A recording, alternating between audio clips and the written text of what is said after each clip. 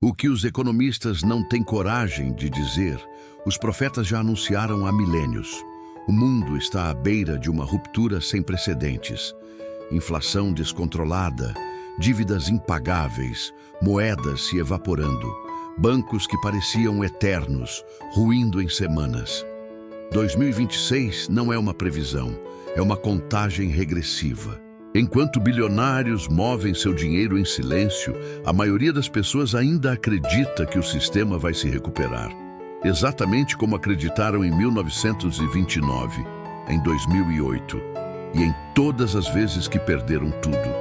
Mas existe algo que os analistas de Wall Street ignoram, algo que nenhum MBA ensina, uma estratégia de proteção financeira que sobreviveu a todos os colapsos da história humana. Guerras, pragas, impérios inteiros desmoronando. Está escrita há mais de 3.000 anos e pouquíssimas pessoas sabem onde encontrar. Neste vídeo, você vai descobrir os 5 sinais bíblicos que indicam colapso econômico iminente e como eles estão se manifestando agora, em 2026. Por que guardar dinheiro no banco pode ser o maior erro que você cometerá nesta década? O princípio revelado em Provérbios, Apocalipse e Gênesis, que os mais ricos do mundo aplicam. Sem te contar, a única saída que resiste a qualquer crise, um sistema milenar de proteção patrimonial que a Bíblia chama de reserva do prudente. O que acontece com quem não agir nos próximos meses e como garantir que sua família não esteja nessa lista. Na casa do sábio há um tesouro precioso, mas o tolo o desperdiça. Provérbios 21:20. Você pode escolher assistir mais tarde, mas os que escolheram isso em 2008 não tiveram uma segunda chance. O colapso não avisa quando chega. A Bíblia, sim. Inscreva-se agora e ative o sino, porque o próximo vídeo pode ser o mais importante que você assistirá este ano. O tempo de se preparar é agora, não amanhã. Agora. Compartilhe com alguém que ainda acredita que está seguro. Essa pode ser a coisa mais importante que você fará por alguém hoje. Você está prestes a ouvir algo que a maioria das pessoas vai ignorar. Não porque seja difícil de entender, mas porque é difícil de aceitar. O mundo que você conhece, o sistema que te ensinou a trabalhar, a poupar, a confiar em instituições, a acreditar que amanhã seria melhor que hoje, esse mundo está rachadando pelas fundações. E não estou falando de teoria. Estou falando de um padrão que se repetiu em cada grande civilização da história, sem exceção, sem misericórdia, sem aviso no noticiário da noite. Você já sentiu que algo está errado? Que o dinheiro que entra nunca é suficiente? Que os preços sobem mais rápido do que o seu salário? Que trabalhar mais não resolve? Que poupar parece inútil quando a inflação devora tudo silenciosamente? Esse desconforto que você sente não é fraqueza sua, é lucidez. É o seu instinto te dizendo que os números não fecham, que a conta não bate, que alguma coisa fundamental está quebrada. E está. Agora me responde com honestidade. Quando foi a última vez que alguém te sentou, olhou nos teus olhos e te explicou o que realmente acontece com o dinheiro de uma família comum quando o sistema colapsa? Quando foi a última vez que alguém te deu não um conselho de investimento, mas uma estratégia de sobrevivência financeira baseada em algo que já foi testado por milênios, não em laboratório, mas em guerras, fames, impérios destruídos e civilizações reconstruídas do zero? Provavelmente nunca. Porque esse conhecimento não está nos cursos financeiros que vendem promessas de enriquecimento rápido. Não está nos analistas de mercado que erram suas previsões sistematicamente e continuam sendo pagos para errar. Não está nos bancos, que lucram exatamente com a sua desinformação. Esse conhecimento está em um lugar que quase ninguém pensa em procurar quando o assunto é dinheiro. Está na Bíblia. E antes que você feche esse vídeo achando que isso é conversa religiosa, preciso te pedir 30 segundos de honestidade intelectual. A Bíblia não é apenas um livro de fé, É o documento histórico mais estudado, mais traduzido e mais verificado da história da humanidade.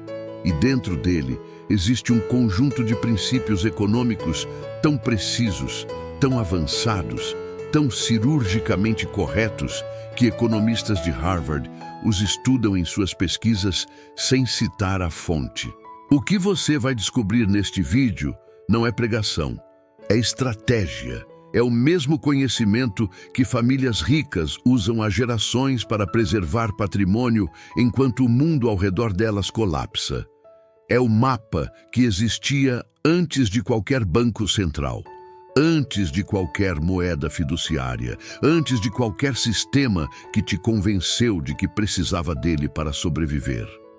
2026 não é um número aleatório, é uma convergência de ciclos econômicos, de padrões históricos, de sinais que pessoas preparadas reconhecem e pessoas distraídas ignoram até ser tarde demais.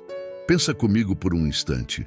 Toda grande crise da história moderna teve uma característica em comum. As pessoas que perderam tudo não eram necessariamente as mais pobres ou as menos inteligentes. Eram as que tiveram acesso às mesmas informações que os outros e escolheram não agir. Escolheram esperar mais um pouco. Escolheram acreditar que desta vez seria diferente, que o governo resolveria, que o banco protegeria, que o sistema se corrigiria sozinho. O sistema nunca se corrige sozinho. Ele se reinicia e cada reinicialização cobra um preço. E quem paga esse preço sempre é a mesma pessoa. Aquela que trabalhou a vida inteira, que seguiu todas as regras, que acreditou nas promessas e que acordou um dia descobrindo que as regras tinham mudado sem que ninguém avisasse. Existe uma frase que carrego comigo há anos e que nunca perdeu a sua força.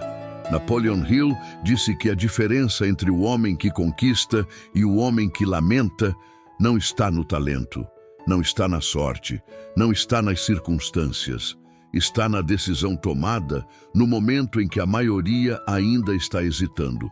Esse momento é agora, não daqui a 6 meses, quando os sinais forem mais óbvios.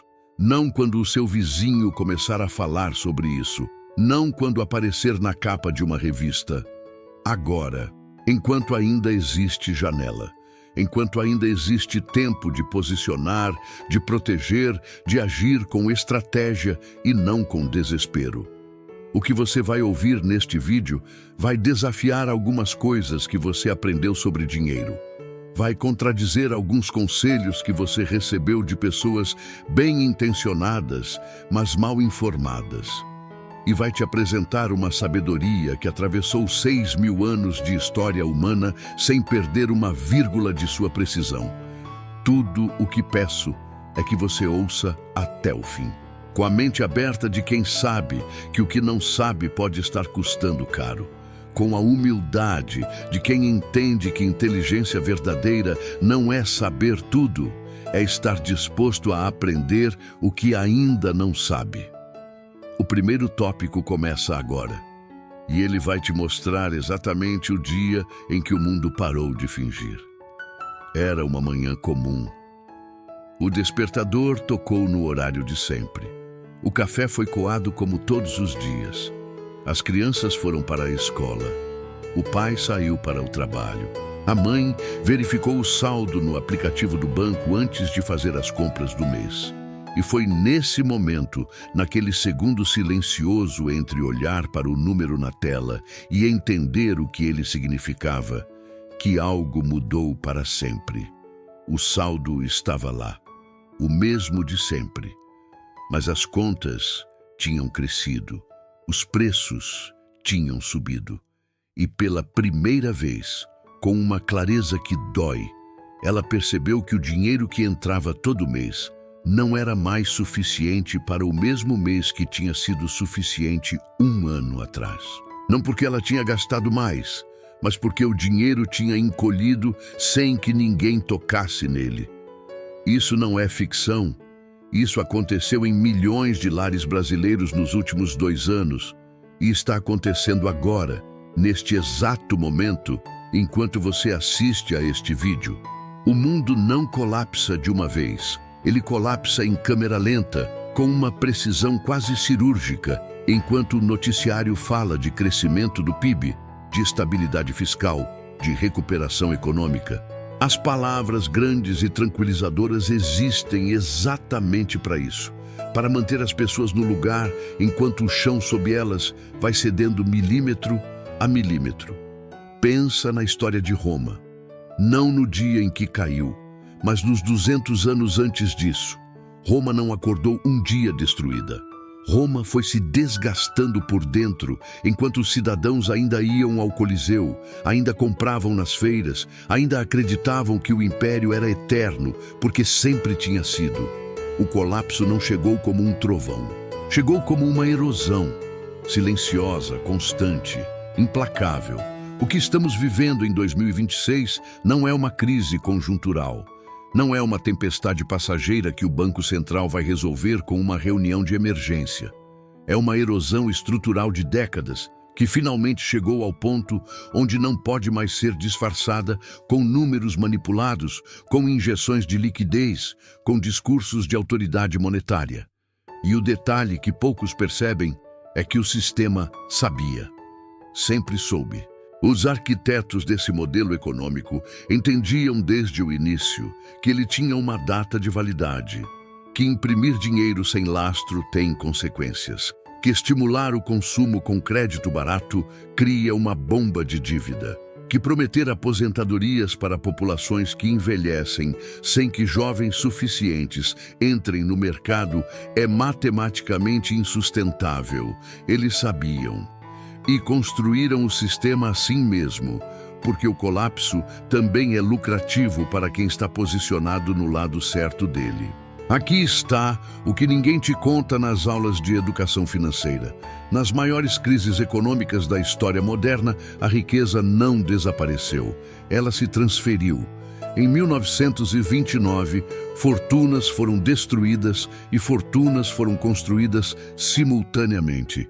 Em 2008, enquanto famílias perdiam suas casas, fundos de investimento que apostaram no colapso lucraram bilhões em semanas. A crise não apaga a riqueza, ela redistribui. E a direção dessa redistribuição é sempre a mesma. De quem não estava preparado para quem estava. A pergunta que você precisa se fazer agora não é se o colapso vai acontecer. A pergunta é: de qual lado da redistribuição você quer estar? E para responder essa pergunta com inteligência, você precisa entender algo que vai contra tudo que te ensinaram sobre como o tempo funciona na economia. Existe um relógio que não está na parede de nenhum banco central, que não aparece em nenhum relatório de analista, mas que governa os ciclos econômicos com uma regularidade que desafia qualquer modelo matemático moderno. Esse relógio foi descrito pela primeira vez não em um livro de economia, não em uma tese de doutorado. Foi descrito em um texto que tem mais de 3.000 anos. E no próximo tópico, você vai aprender a lê-lo pela primeira vez na sua vida. E quando você começa a enxergá-lo, não como símbolo religioso, mas como modelo econômico, algo dentro de você muda para sempre. Em Gênesis 41, Faraó tem um sonho que perturbou seu sono, de um jeito que nenhum dos seus sábios conseguiu explicar. 7 vacas gordas, devoradas por 7 vacas magras. 7 espigas cheias, destruídas por 7 espigas murchas. José, um jovem hebreu que estava preso injustamente, foi chamado para interpretar. E o que ele disse não foi profecia mística. Porque quando você entende o relógio, você para de ser surpreendido pela tempestade. Você começa a construir o abrigo antes de ela chegar. Existe um número que aparece na Bíblia com uma frequência que não pode ser coincidência. Ele aparece em Gênesis, em Levítico, em Deuteronômio, em Daniel, em Apocalipse. Ele estrutura ciclos de colheita, ciclos de dívida, ciclos de guerra, ciclos de prosperidade. Esse número é 7. Ela expande e contrai em ciclos que qualquer pessoa com olhos abertos consegue identificar quando sabe o que procurar. O ciclo de 7 anos na economia moderna não é metáfora, é mecanismo. A cada aproximadamente 7 anos, o sistema financeiro global passa por uma correção significativa. 1987, a queda da Bolsa Americana. 1994, a crise dos mercados emergentes. 2001, o estouro da bolha da internet. 2008, o colapso do mercado imobiliário americano. Foi análise econômica. 7 anos de abundância virão, seguidos de 7 anos de escassez severa. Prepare-se agora ou sofra depois. Faraó ouviu, agiu.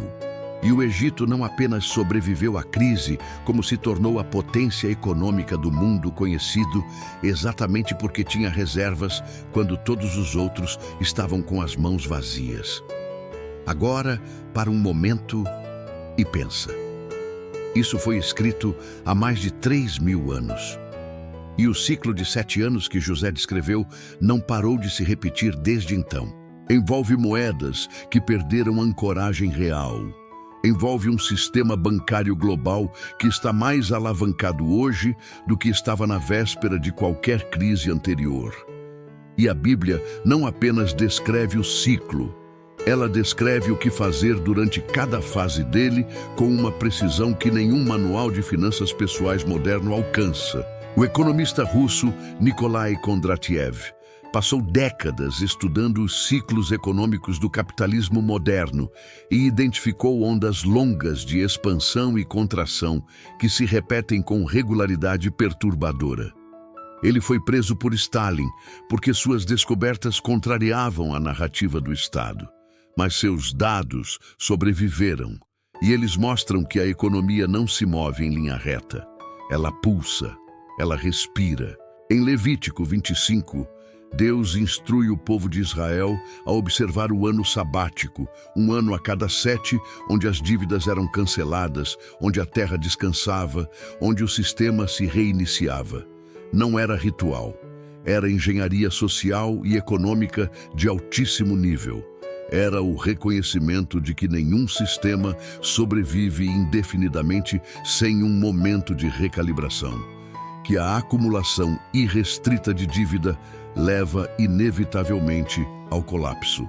2015, a desaceleração global e a crise dos commodities. 2020, a ruptura pandêmica. Conte 7 anos a partir de 2020 e você chega a um número que não é coincidência. Você chega a 2026. Mas o que torna este ciclo diferente de todos os anteriores não é apenas a sua chegada, é a sua magnitude. Porque diferente de 2008, quando o problema estava concentrado no setor imobiliário americano, o que está se formando agora é sistêmico. Envolve dívida soberana de nações inteiras. E o que determina se você vai passar pela próxima virada como José ou como aqueles que chegaram ao Egito pedindo socorro é exatamente o que você vai entender no próximo tópico. Porque antes de falar em solução, você precisa entender a armadilha. A armadilha que foi construída especificamente para te manter vulnerável, confortável o suficiente para não questionar e endividado o suficiente para não escapar. Existe uma pergunta que pouquíssimas pessoas têm coragem de fazer para si mesmas. Que a Terra, seja ela literal ou metafórica, precisa de períodos de descanso para produzir novamente. O mundo moderno ignorou esse princípio completamente. Construiu um sistema baseado em crescimento perpétuo, em dívida infinita, em expansão sem pausa. E agora está chegando ao ponto onde o reinício, que deveria ter sido gradual e controlado, vai ser abrupto e doloroso. O relógio de 7 anos está em seu último minuto.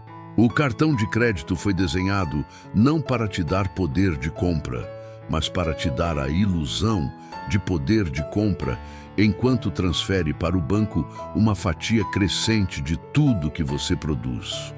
O financiamento de 30 anos foi criado não para te dar acesso à casa própria, mas para garantir que você trabalhe 30 anos pagando juros antes de ter algo que realmente seja seu. O parcelamento sem juros foi inventado não para te beneficiar, mas para te fazer comprar o que não precisas com dinheiro que não tens para impressionar pessoas que não se importam contigo. Cada produto financeiro que o sistema empurra na sua direção tem uma função primária que não é a que está escrita no folheto. A função primária é manter você dentro do ciclo, trabalhando para pagar, pagando para consumir, consumindo para trabalhar mais. Se o sistema financeiro moderno foi construído para te ajudar a prosperar, por que a grande maioria das pessoas que trabalha dentro dele a vida inteira chega à velhice sem patrimônio real? Por que gerações inteiras de pessoas honestas, dedicadas, disciplinadas, que seguiram todas as regras, se aposentam dependendo de um governo que não tem dinheiro para honrar o que prometeu? A resposta desconfortável é esta: o sistema não foi construído para te fazer prosperar. Foi construído para te fazer consumir. E existe uma diferença abissal entre as duas coisas. Prosperidade cria independência. Consumo cria dependência. E um sistema que depende do seu consumo contínuo para funcionar nunca vai te ensinar voluntariamente a parar de consumir e começar a acumular. Nunca vai te explicar que o crédito que ele oferece com um sorriso é exatamente a corrente que te mantém preso ao ciclo que ele precisa para sobreviver. Pensa na arquitetura do sistema de crédito moderno. Foi construído, financiado e amplificado por décadas de marketing calculado para criar uma demanda que não existia e uma vergonha social para quem não conseguia satisfazê-la. Napoleon Hill entendeu isso décadas antes de qualquer crítico do capitalismo moderno. Ele disse que a maioria das pessoas é pobre porque quando o dinheiro chega nas suas mãos, elas já haviam decidido antes onde gastar. A decisão não é tomada no momento da compra. E esse momento está chegando para uma geração inteira, simultaneamente. Não de forma gradual, mas de forma abrupta. Porque os ciclos que foram suprimidos artificialmente por décadas de política monetária expansionista estão prestes a se corrigir de uma vez. A classe média é sempre o grupo mais destruído nesse processo, não os muito pobres, que já não têm o que perder. Não os muito ricos, que têm patrimônio real protegido em ativos que sobrevivem a qualquer moeda. Um círculo perfeito e elegante que se autoalimenta à custa da sua liberdade. E o mais sofisticado dessa arquitetura não é o produto financeiro em si, é o ambiente cultural que foi construído ao redor dele para tornar a armadilha invisível. A cultura do consumo como identidade. A ideia de que o que você possui define quem você é. O status atrelado à marca do carro, ao bairro onde mora, ao restaurante onde janta. Tudo isso não surgiu organicamente da natureza humana. É ter patrimônio que não depende do sistema para manter seu valor. Esse entendimento não é novo, não é moderno, não foi inventado por nenhum guru financeiro do século XXI. Ele está escrito em um manuscrito que a maioria das pessoas tem em casa e nunca leu como o documento econômico que ele verdadeiramente é. E é exatamente esse manuscrito que você vai descobrir agora. Existe um livro que está na casa de 90% das famílias brasileiras. É tomada antes, no nível do condicionamento, no nível da identidade, no nível da crença sobre o que o dinheiro é e para que serve. E é exatamente esse condicionamento que o sistema investe bilhões para manter ativo dentro de você. Mas existe um ponto onde a conspiração do conforto encontra seu limite. Existe um momento onde o anestésico do consumo não é mais suficiente para mascarar a dor da realidade financeira. A Bíblia é o manual financeiro mais antigo e mais testado da história da civilização humana. Essa afirmação não é provocação, não é redução de algo sagrado a algo mundano. É o reconhecimento de que a sabedoria verdadeira não se divide em compartimentos. Que um texto capaz de guiar o comportamento humano por milênios necessariamente contém princípios que funcionam em todas as dimensões da vida, incluindo a dimensão financeira. Thomas J. A classe média que tem o suficiente para acreditar que está segura, mas não o suficiente para estar verdadeiramente protegida, é o alvo perfeito de cada grande redistribuição de riqueza da história. E a proteção contra isso não começa com um investimento. Começa com uma ruptura de mentalidade, com a decisão consciente de sair do modo consumidor e entrar no modo construtor. Com o entendimento de que liberdade financeira não é ter muito dinheiro. Era um conjunto de valores e comportamentos que incluíam disciplina de longo prazo, aversão ao desperdício, preferência por ativos reais sobre bens de consumo e uma visão de tempo que transcendia o imediato. Valores que, curiosamente, estão descritos com precisão cirúrgica em Provérbios, em Eclesiastes e em praticamente cada livro sapiencial da Bíblia. Provérbios 21:20 diz que na casa do sábio há um tesouro precioso, mas o tolo o consome imediatamente. Está na estante, na gaveta do criado mudo, na mesa de cabeceira.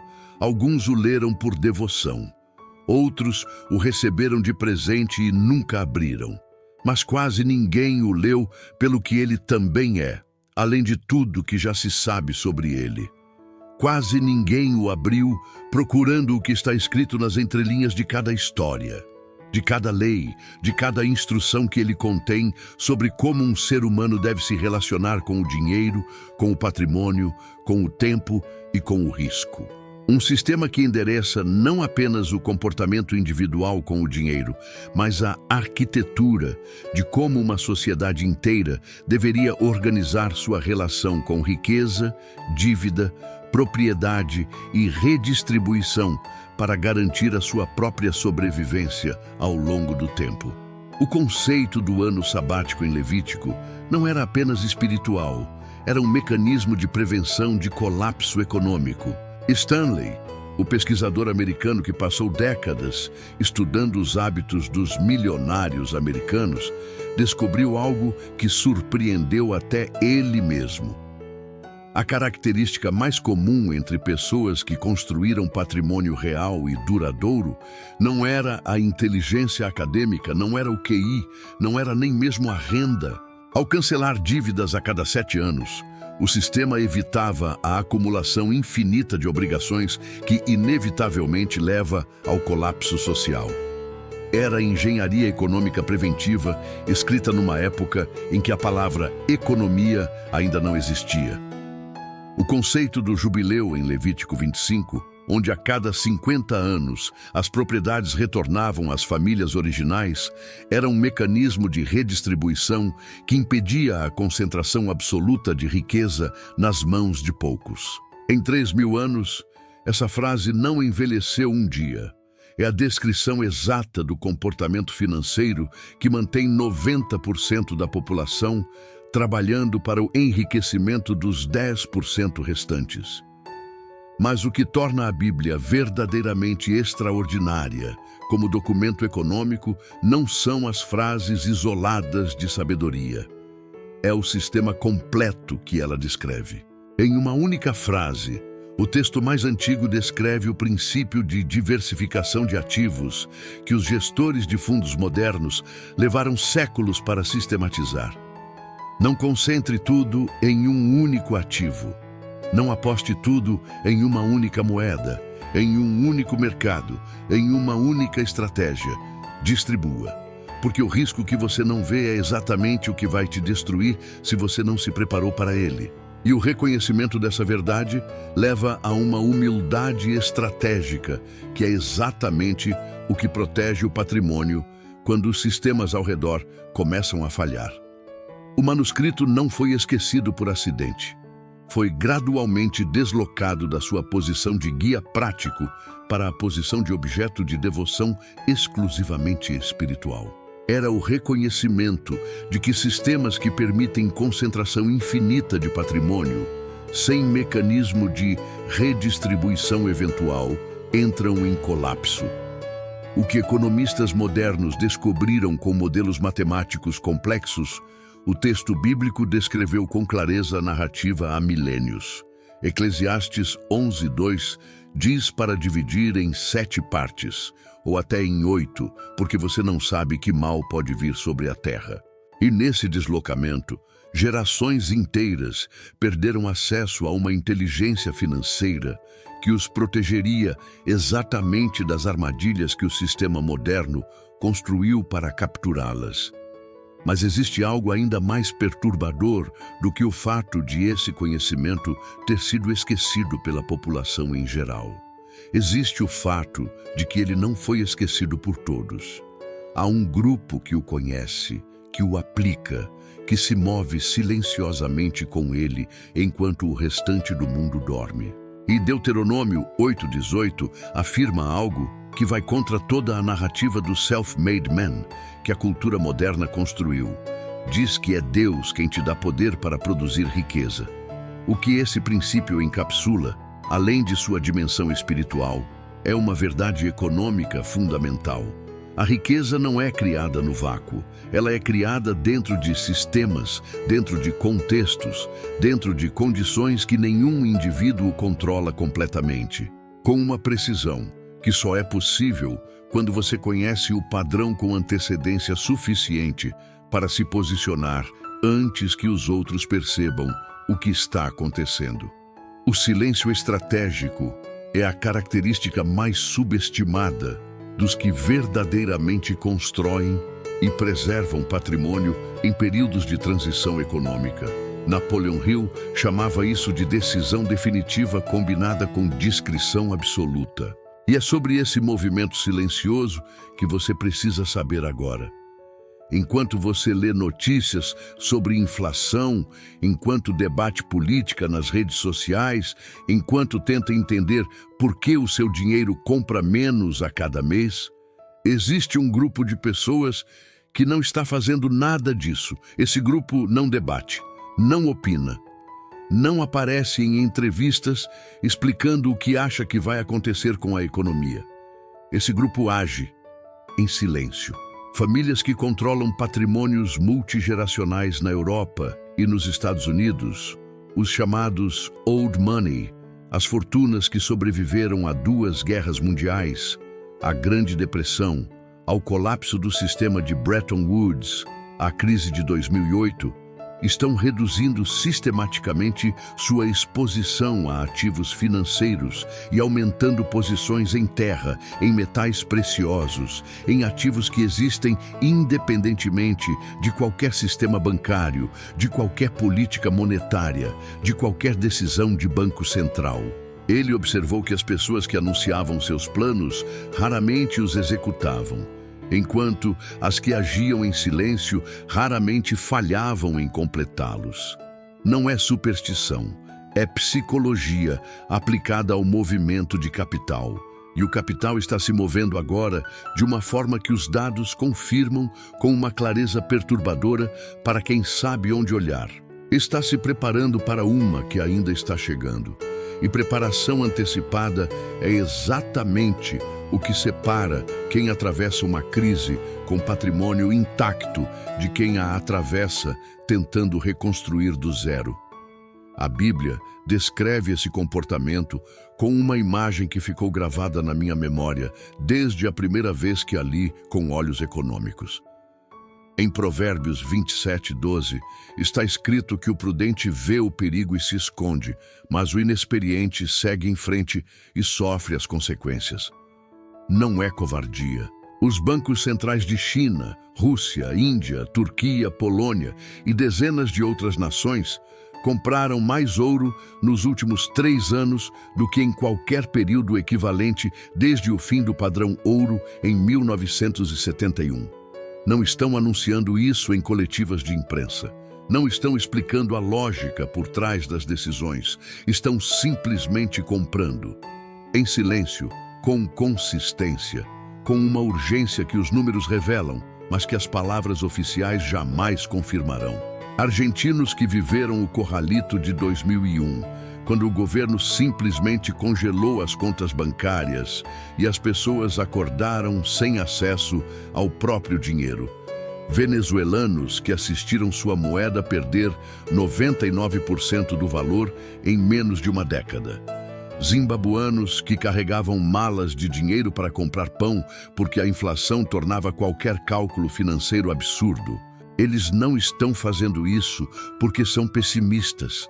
Estão fazendo porque são históricos, porque têm memória institucional suficiente para reconhecer o padrão quando ele se repete, porque já viram esse filme antes e sabem exatamente qual cena vem a seguir. E o detalhe que torna esse movimento ainda mais revelador é o timing. Esse reposicionamento não começou ontem. Começou há aproximadamente 3 anos. O que significa que quem está se movendo agora não está reagindo a uma crise que já chegou. Essas pessoas não precisam de análise econômica sofisticada para entender o que está acontecendo agora no cenário global.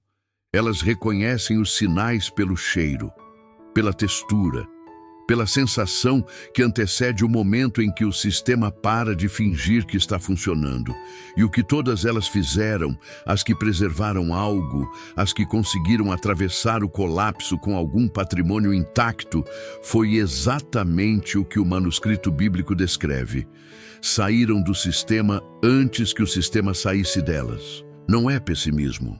É a inteligência de reconhecer que o momento de agir é antes da crise, não durante ela, porque durante ela as melhores opções já foram tomadas por quem chegou antes.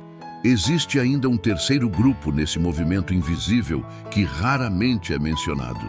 Não são os bilionários, não são os bancos centrais. São famílias comuns em países que já passaram por colapsos econômicos severos nas últimas décadas. É a disposição de enxergar o que está diante dos olhos e agir antes que a janela se feche. E por falar em janela, existe uma que está se fechando agora com uma velocidade que a maioria das pessoas ainda não percebeu. Uma janela que tem a ver com algo que você carrega na carteira todos os dias, sem questionar sua natureza real, sem entender sua fragilidade fundamental, sem perceber que a sua confiança nela é exatamente a vulnerabilidade que o sistema precisa para funcionar.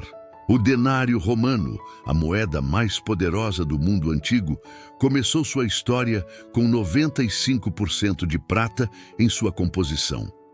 Ao longo de 3 séculos de império, os imperadores foram gradualmente reduzindo o conteúdo de prata para financiar guerras, para pagar exércitos, para manter o aparato de um Estado que crescia mais rápido do que sua capacidade de produzir riqueza real.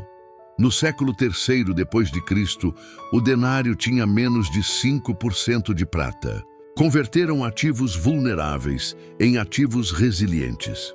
Construíram reservas em algo que nenhum governo consegue imprimir, confiscar ou desvalorizar com uma decisão administrativa. O movimento invisível dos que sabem não é uma conspiração. É simplesmente a aplicação consistente de uma sabedoria que está disponível para qualquer pessoa disposta a procurá-la nos lugares certos. A diferença entre quem participa desse movimento e quem fica de fora não é acesso privilegiado à informação secreta. Pessoas queimavam notas para aquecer suas casas porque a madeira tinha se tornado mais cara do que o papel moeda. O dólar zimbabuano emitiu notas de 100 trilhões de dólares que não eram suficientes para comprar um pão. O peso argentino colapsou tantas vezes que o país se tornou um estudo de caso permanente nos cursos de economia ao redor do mundo. É sobre isso que você precisa entender agora. Pega uma nota de R$ 100, segura ela na mão, olha para ela com atenção. O que você está segurando não é dinheiro, é uma promessa.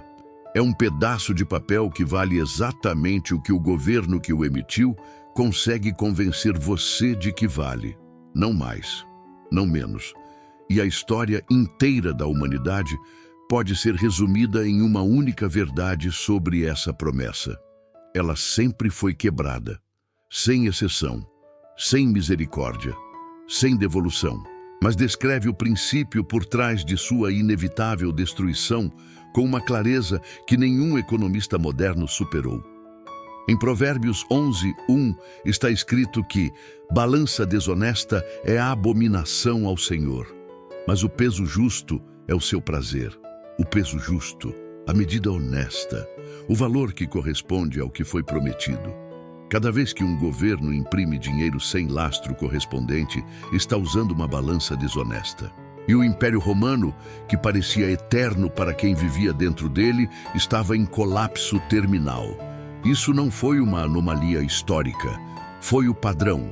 O marco alemão da República de Weimar, em 1923, chegou a um nível de desvalorização tão absurdo que trabalhadores recebiam seus salários 2 vezes ao dia, porque esperar até o fim do expediente significava que o dinheiro já valia menos do que quando o trabalho tinha começado. Perdeu o poder de compra, que é a única coisa que torna o dinheiro útil. E perdeu sem que ninguém te pedisse permissão, sem que ninguém te avisasse, sem que nenhuma lei fosse necessária para realizar esse confisco de forma perfeitamente legal. O real brasileiro perdeu aproximadamente 80% do seu poder de compra nos últimos 20 anos. Isso significa que o que você comprava com R$100 em 2004 custa hoje em torno de R$500. E o dólar americano, a moeda de reserva global, o padrão sobre o qual todo o sistema financeiro moderno foi construído, perdeu mais de 97% do seu poder de compra desde que o Federal Reserve foi criado em 1913. Isso não é opinião, é matemática. É o resultado inevitável de um sistema que permite a criação de dinheiro sem lastro correspondente em valor real. A Bíblia não usa a expressão moeda fiduciária. Está transferindo o valor de quem já possui moeda para si mesmo através de um mecanismo tão sutil que a maioria das pessoas jamais percebe que foi roubada. Esse mecanismo tem um nome técnico, chama-se inflação. Mas sua natureza real é confisco silencioso. Quando o governo imprime mais dinheiro, cada nota que você já tem na carteira ou no banco vale proporcionalmente menos. Você não perdeu o papel, perdeu o que o papel representa. A questão não é se isso vai acontecer. Está acontecendo. A questão é o que você vai fazer com o conhecimento dessa realidade. Porque existe um ativo que atravessou cada uma dessas destruições monetárias com seu valor não apenas preservado, mas frequentemente multiplicado. Um ativo que nenhum governo consegue imprimir, que nenhuma decisão de banco central consegue desvalorizar, que sobreviveu ao colapso de Roma, de Weimar, do Zimbábue, da Argentina e de cada império que achou que sua moeda seria a exceção à regra. Esse ativo não é novo. Não é tecnológico, não é sofisticado, é tão antigo quanto a civilização humana. E é exatamente sobre ele que você precisa entender agora. Significa que quem guardou dinheiro em espécie ou em caderneta de poupança durante esse período não poupou nada.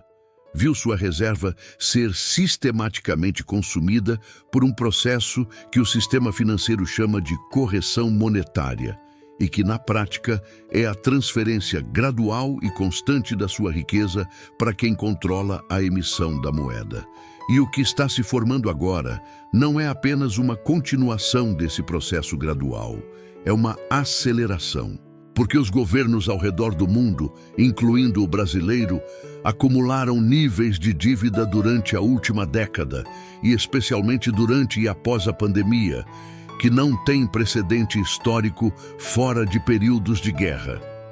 E a única saída que sistemas endividados, além do ponto de sustentabilidade, encontraram ao longo da história é sempre a mesma: imprimir, desvalorizar, transferir o custo da irresponsabilidade fiscal para quem trabalhou, poupou e acreditou nas promessas. Era reconhecível, sem depender de nenhuma autoridade central para validar seu valor. Era o ouro. E em 6.000 anos de história humana, Nenhuma civilização que o conheceu conseguiu encontrar um substituto que cumprisse todas as suas funções com a mesma consistência absoluta. Isso não é nostalgia, não é conservadorismo econômico, é o registro histórico mais longo e mais testado que a humanidade possui sobre preservação de valor ao longo do tempo. Enquanto isso, cada moeda que existia na época de Roma virou pó, relíquia de museu ou nota de rodapé em um livro de história. A Bíblia menciona o ouro em mais de 400 passagens, não como símbolo de ganância ou de materialismo, como medida de valor, como instrumento de preservação de riqueza, como o padrão contra o qual outras riquezas eram medidas.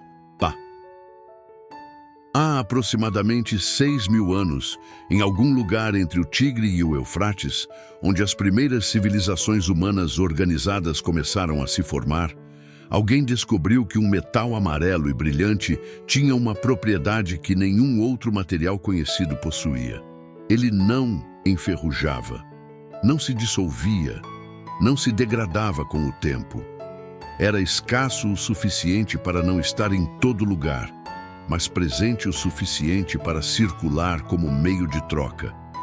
Era divisível sem perder sua natureza. O princípio do ativo real, do patrimônio que existe independentemente de qualquer promessa, de qualquer sistema, de qualquer governo. O ouro é o exemplo mais puro desse princípio, mas não é o único. Terra é um ativo real. Produção agrícola é um ativo real. Habilidades que produzem valor independentemente de qualquer sistema econômico são ativos reais. A Bíblia descreve todos eles como formas legítimas e sábias de preservar e construir patrimônio. Uma onça de ouro no tempo do Império Romano comprava uma toga fina, um bom par de sandálias e um jantar digno de um senador. Uma onça de ouro hoje compra um terno de qualidade, um par de sapatos bons e um jantar em um restaurante decente. Em 2.000 anos, o poder de compra do ouro não apenas sobreviveu, como se manteve com uma estabilidade que nenhuma moeda criada pelo homem jamais alcançou. Está dizendo que cada vez mais pessoas e instituições preferem a certeza do metal à promessa do papel. Warren Buffett, que passou décadas criticando o ouro como investimento improdutivo, silenciou suas críticas quando a Berkshire Hathaway comprou posição significativa em mineradoras de ouro em 2020. Em Jó 28, o texto descreve o processo de mineração do ouro com um detalhamento que revela o quanto as civilizações antigas entendiam seu valor fundamental. Em Apocalipse 3,18, o conselho dado à igreja de Laodiceia, que se achava rica, mas era espiritualmente pobre, era que comprasse ouro refinado pelo fogo. Ouro que passa pelo fogo. Valor que sobrevive à crise. Patrimônio que resiste à destruição. Mas existe algo que vai além do ouro como metal. Existe o princípio que ele representa. Ray Dalio, um dos gestores de fundos mais bem-sucedidos da história moderna, declarou publicamente que em um mundo de dívida crescente e monetização fiscal, quem não possui ouro não entende história ou não entende economia. Essas não são opiniões de pessimistas, são conclusões de pessoas que passaram décadas estudando os padrões de preservação de riqueza ao longo do tempo. Mas existe uma dimensão do ativo que sobrevive a impérios que vai além do metal físico e que é talvez a mais importante de todas para o contexto específico de 2026. É a dimensão da soberania. Um ativo real, seja ouro, seja terra, seja uma habilidade genuinamente valiosa, representa soberania sobre o próprio patrimônio. Representa a capacidade de existir economicamente fora do sistema quando o sistema falha. E aqui está o que torna o momento atual particularmente significativo. O preço do ouro em dólares americanos subiu aproximadamente 80% nos últimos 3 anos. Não porque o ouro mudou, porque o dólar está mudando. Porque o mercado, que é simplesmente a soma de milhões de decisões individuais, de pessoas tentando preservar valor, está comunicando algo que os discursos oficiais nunca admitirão em voz alta. Está dizendo que a confiança na moeda fiduciária está se erodindo. E é exatamente essa soberania, essa independência, essa capacidade de existir economicamente fora do sistema, que o protocolo dos sobreviventes foi construído para criar. Não para pessoas ricas que já têm patrimônio para proteger.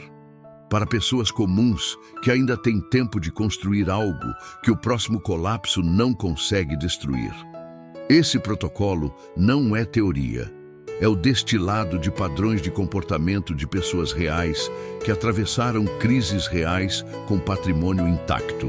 Representa o que a Bíblia chama consistentemente de liberdade, a condição de não ser devedor, de não ser dependente, de não ser vulnerável às decisões de outros sobre o valor do que você possui. Em Deuteronômio, a promessa de prosperidade está sempre associada à posse da terra, ao patrimônio real, à capacidade de produzir independentemente.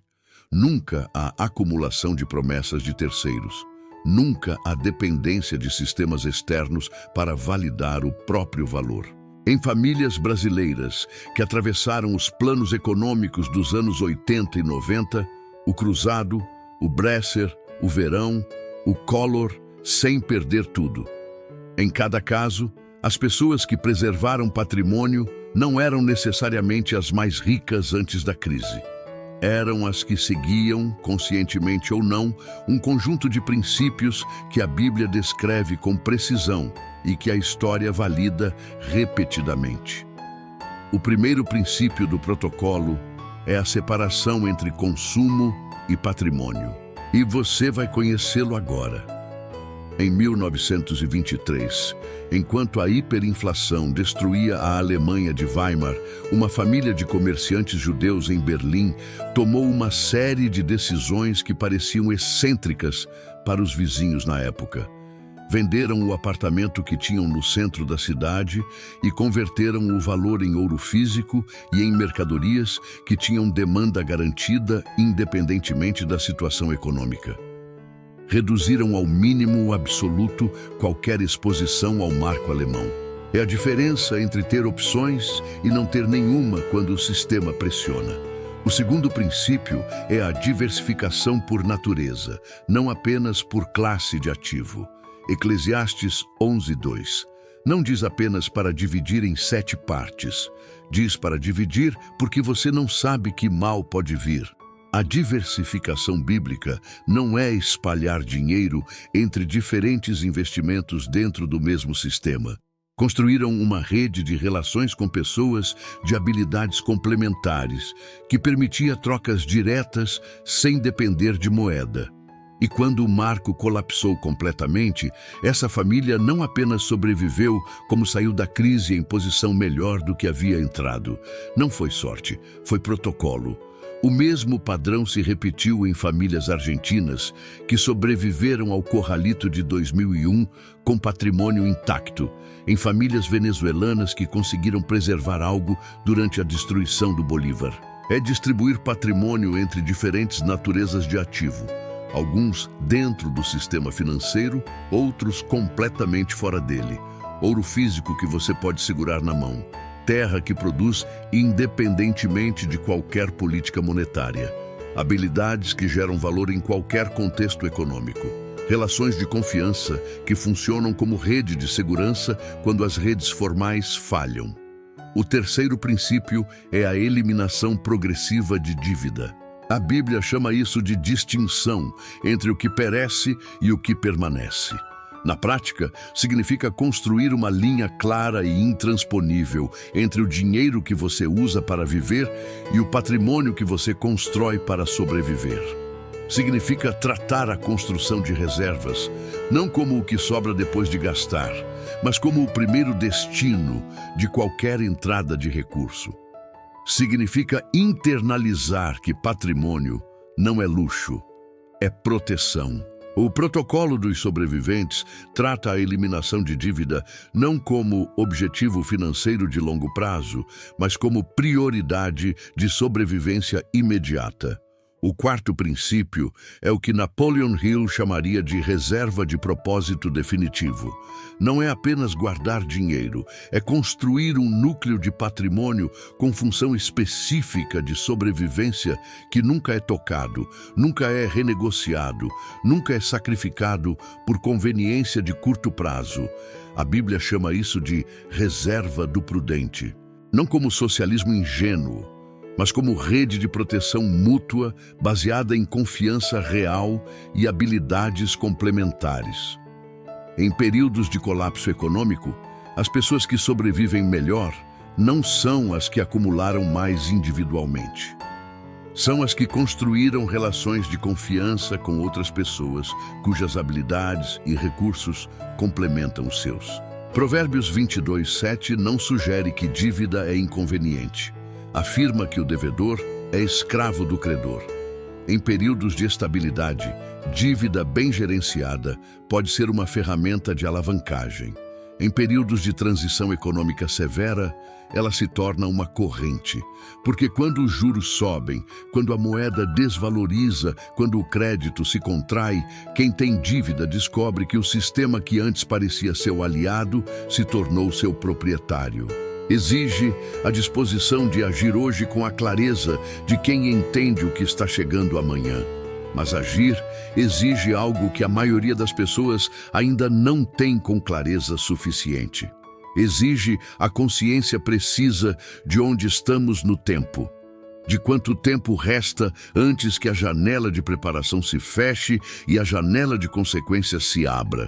E é exatamente isso que você precisa entender agora. O conceito aparece em diferentes formas ao longo das Escrituras, sempre associado à sabedoria de quem pensa além do presente imediato. José acumulou reservas no Egito não para enriquecer pessoalmente, mas para garantir que quando a escassez chegasse, houvesse algo para além do desespero. O quinto princípio é o da comunidade estratégica. Atos 2 descreve uma comunidade onde os recursos eram compartilhados de forma inteligente e coordenada. Existe um momento em cada grande transição histórica que os historiadores identificam com precisão somente depois que ele passa. Um momento onde ainda era possível agir, onde os sinais já estavam todos visíveis para quem tinha olhos treinados para enxergá-los, onde o custo de se reposicionar ainda era razoável, ainda era acessível, ainda estava dentro do alcance de uma pessoa comum com determinação e clareza suficientes. Esse momento tem um nome. Um médico, um agricultor, um mecânico, um construtor que se conhecem, que confiam uns nos outros e que têm um acordo de suporte mútuo, são coletivamente mais resilientes do que qualquer um deles seria sozinho com 10 vezes mais dinheiro no banco. Esses 5 princípios não são abstratos. Cada um deles tem uma aplicação concreta e imediata na realidade econômica brasileira de 2026. E a beleza brutal desse protocolo é que ele não exige riqueza prévia para ser implementado. Exige apenas decisão. Os preços dos ativos não refletiam valor real, refletiam euforia coletiva, alimentada por dinheiro fácil. As pessoas que enxergaram esses sinais e agiram em 1927 não apenas sobreviveram ao colapso de 1929, como saíram dele em posição de comprar ativos de qualidade a preços de liquidação, enquanto a maioria tentava reconstruir o que tinha perdido. A janela estava aberta em 1927. Em outubro de 1929, ela estava fechada. Os economistas o chamam de janela de oportunidade pré-crise. E ele sempre se fecha antes que a maioria das pessoas perceba que existia. Em 1927, 2 anos antes do colapso de Wall Street, os sinais de que o mercado estava superaquecido, além de qualquer fundamento real, eram visíveis em cada dado econômico disponível. A alavancagem estava em níveis sem precedente. O crédito para a compra de ações tinha crescido de forma insustentável. A diferença é que guerras têm fim. Dívida estrutural sem mecanismo de ajuste não tem. Os bancos centrais dos países desenvolvidos, depois de anos de política monetária ultra-expansionista, estão com balanços tão sobrecarregados que sua capacidade de responder a uma nova crise com as ferramentas tradicionais está severamente comprometida. A desconfiança em moedas fiduciárias está se acelerando de forma visível nos fluxos de capital globais. Em 2006, os dados do mercado imobiliário americano mostravam com clareza que os preços das casas tinham se desconectado completamente de qualquer fundamento econômico real. Os índices de inadimplência nos empréstimos subprime começavam a subir. As estruturas de securitização que distribuíam esse risco pelo sistema financeiro global estavam criando uma fragilidade sistêmica que qualquer analista honesto conseguia identificar. O que esse detalhe narrativo encapsula é uma verdade sobre a natureza das janelas de oportunidade que nenhum manual de finanças moderno expressa com tanta clareza. Existe um momento onde a decisão ainda é sua. E existe um momento onde a decisão passa a ser das circunstâncias. E a distância entre esses dois momentos é sempre menor do que as pessoas que estão dentro da janela imaginam. O que torna a janela atual particularmente crítica para o brasileiro não é apenas o contexto global. As pessoas que agiram em 2006 e 2007, que saíram de exposições vulneráveis, que se reposicionaram em ativos mais resilientes, atravessaram 2008 de forma radicalmente diferente das que esperaram mais um pouco. A janela estava aberta em 2006. Em setembro de 2008, ela estava fechada. Agora olha para o que os dados mostram em 2026. A dívida pública global, como proporção do PIB mundial, está em níveis que só foram vistos anteriormente durante as duas guerras mundiais. E os ciclos econômicos que descrevemos anteriormente estão convergindo em um ponto que não tem paralelo próximo na história recente. A janela ainda está aberta, mas os dados sugerem que ela não ficará aberta por muito mais tempo. A Bíblia descreve esse tipo de momento com uma imagem que considero a mais poderosa de toda a literatura sobre timing e decisão. Em Gênesis, quando Noé terminou de construir a arca, Deus fechou a porta. Não Noé. Deus, essa memória está prestes a ser renovada. Não como punição, não como inevitabilidade cruel de um universo indiferente, mas como o resultado natural e matematicamente previsível de décadas de decisões coletivas que ignoraram os princípios que a Bíblia, a história e a lógica econômica descreveram repetidamente com clareza suficiente para quem tinha disposição de ouvir. A janela está aberta agora, neste momento, enquanto você ainda tem tempo de agir com estratégia em vez de reagir com desespero.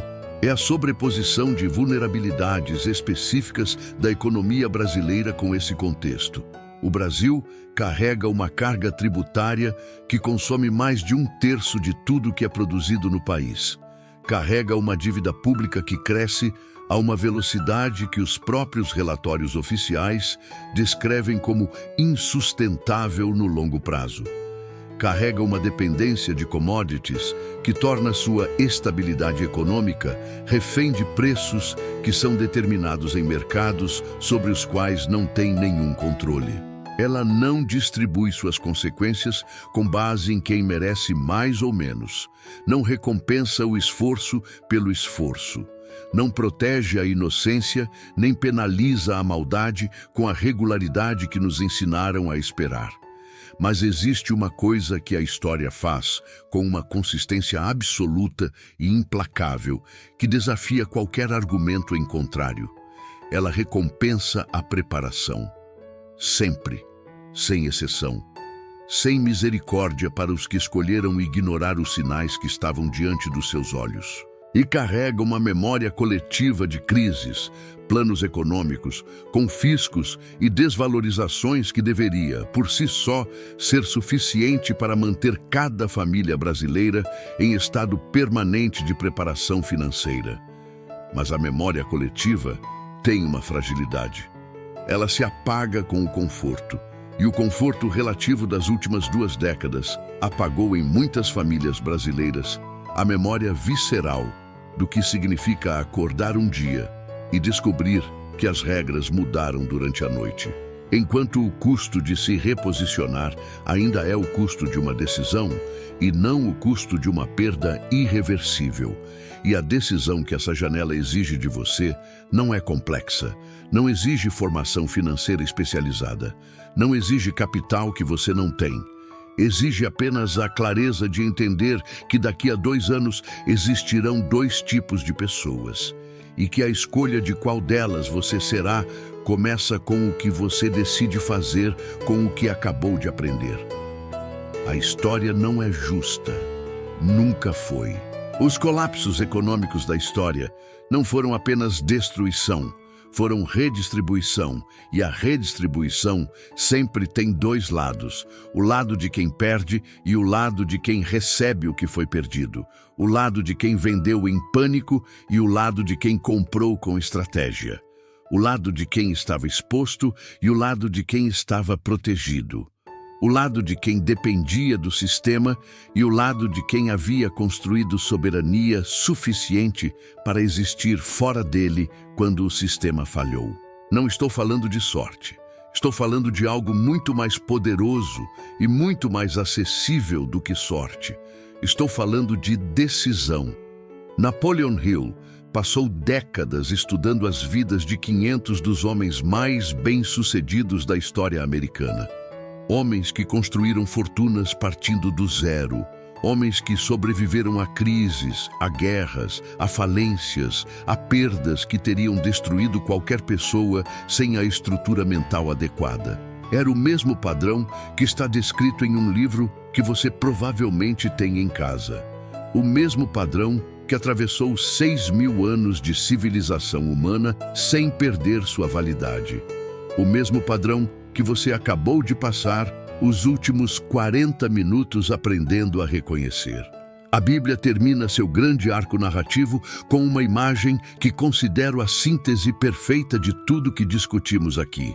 E a conclusão que ele destilou de toda essa pesquisa em uma única frase é provavelmente a verdade mais importante que qualquer pessoa pode internalizar sobre o funcionamento do sucesso e da sobrevivência em tempos de turbulência. Ele disse que toda adversidade, toda derrota, todo fracasso carrega consigo a semente de um benefício equivalente ou maior.